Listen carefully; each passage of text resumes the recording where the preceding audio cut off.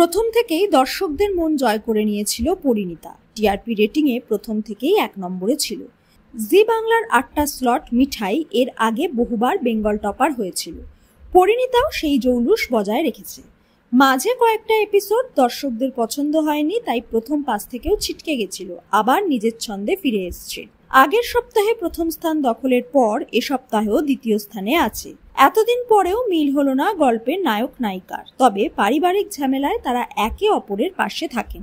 বাড়ির প্রথম দুর্গাপুজো পারুল রায়ান একসঙ্গে সামলেছে। এবার পুজোর পরেই বসুবাড়িতে আবার অঘটন। রুক্মিণী গোপালকে ডিভোর্স করে বিদেশ চলে গেছে, তাই জোর করে গোপালের মা কাকিমা তার আবার বিয়ে দিচ্ছে, যা মেনে নিতে পারছে না বসুবাড়ি। রুক্মিণীও অবশ্য এ ব্যাপারে কিছুই জানেন না। এই পরিস্থিতি সামাল দিতে আবারও আসরে নামলো পারুল। দাদার বিয়ে বন্ধ করতে বদ্ধপরিকর সে, যাচ্ছে লন্ডনে। বিয়ের আগেই ফিরিয়ে আনবে রুক্মিণীকে, তবে তার ওপর এখনো সম্পূর্ণ ভরসা করতে পারছে না রায়ান। বিয়ের মাত্র একদিন আগে কিভাবে অত দূর থেকে রুক্মিণীকে ফিরিয়ে এনে বিয়ে আটকাবে তা বুঝতে পারছে না কেউই।